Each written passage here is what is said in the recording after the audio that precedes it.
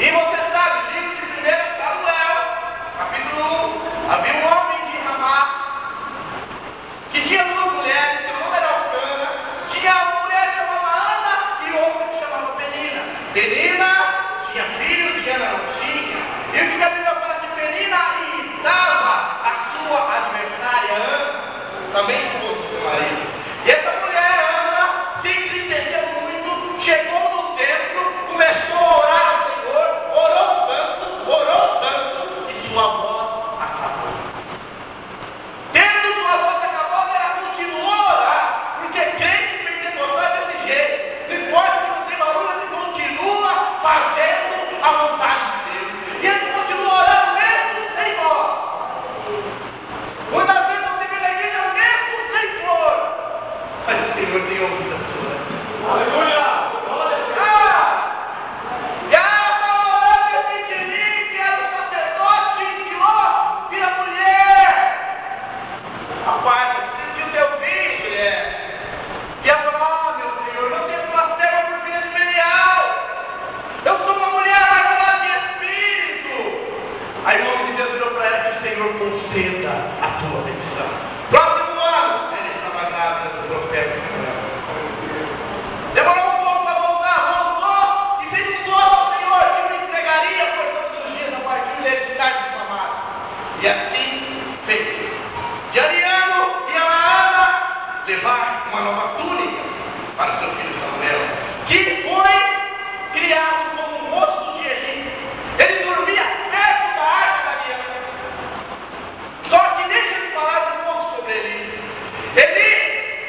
Rei, se eu posso dizer que ele reinou, ele julgou a Israel durante 40 anos.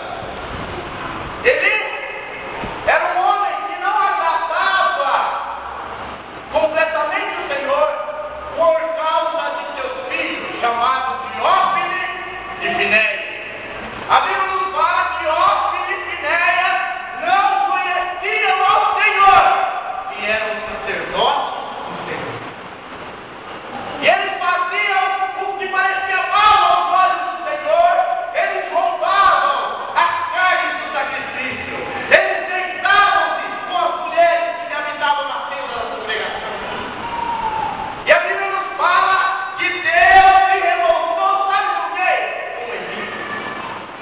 E era o pai. E era o responsável.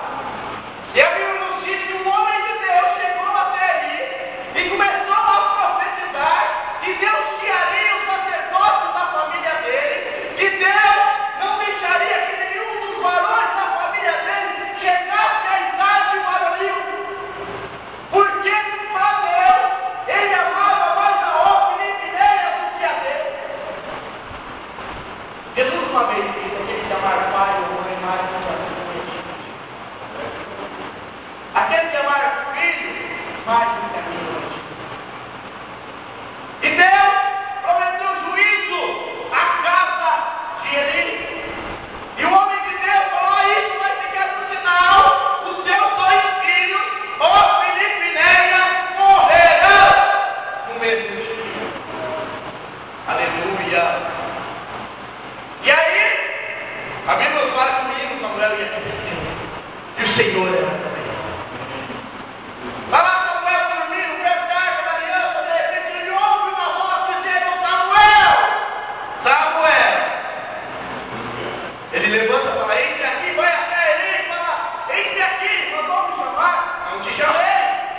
Volte e torne a dormir. Novamente, Samuel, está lá, ele na presença de Eli, mandou me chamar. Não te chamei. Volta a dormir. Novamente, Samuel. Está lá, ele comandou ele de novo. Só que Eli percebeu. Naquela época, o Senhor não estava mais manifestando ele não.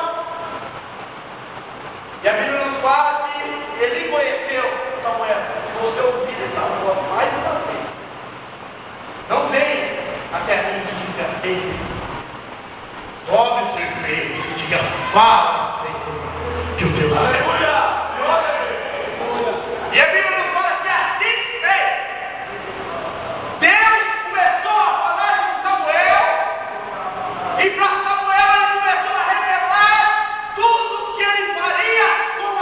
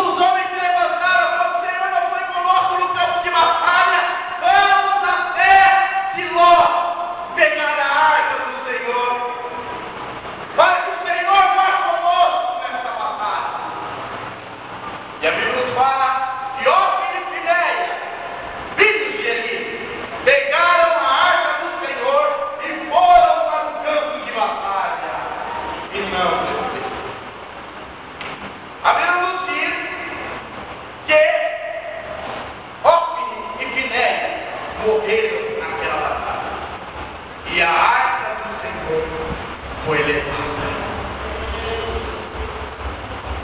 Chegando, pois, um benjaminita que havia fugido da batalha, pois havia morrido 40.000 israelitas, chegou na casa de Eli, que já estava com 98 anos, velho, sentado numa cadeira, próximo do pilar.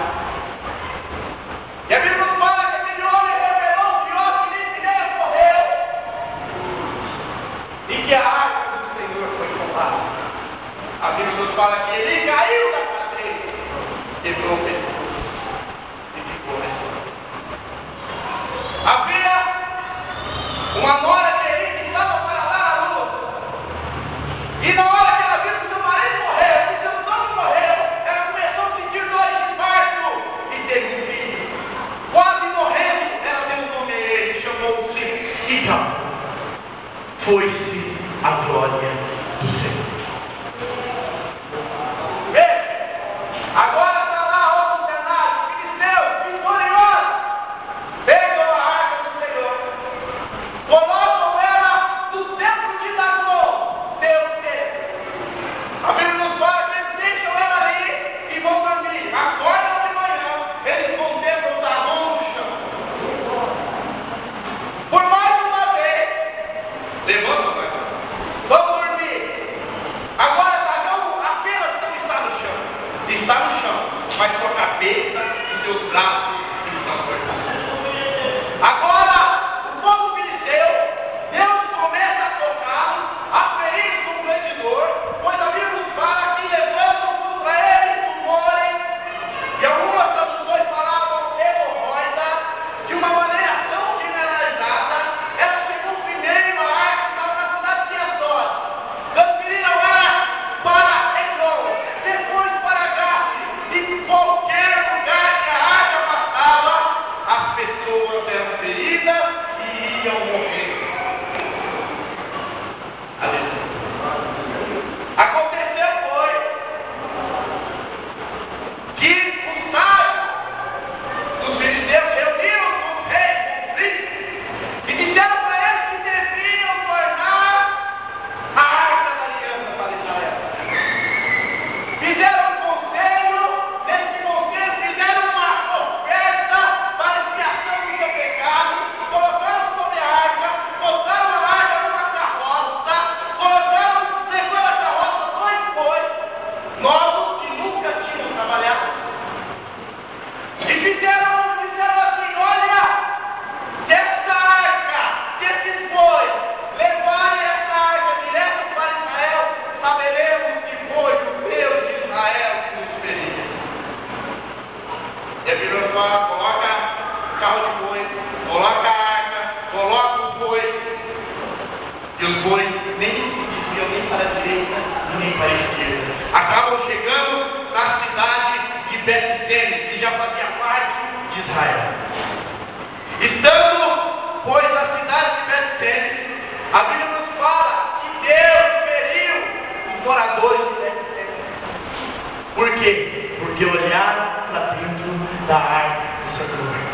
Tendo, talvez, achado que havia algum truque, talvez alguma magia ali dentro, mas era a mão do Senhor que estava ali dentro. E o homem não é tanto o suficiente para estar diante do Senhor. E a Bíblia fala que milhares de israelitas morreram e acharam por meio transferir a arca para a casa de Abinadab, e por ali ela permaneceu cerca de 70 anos.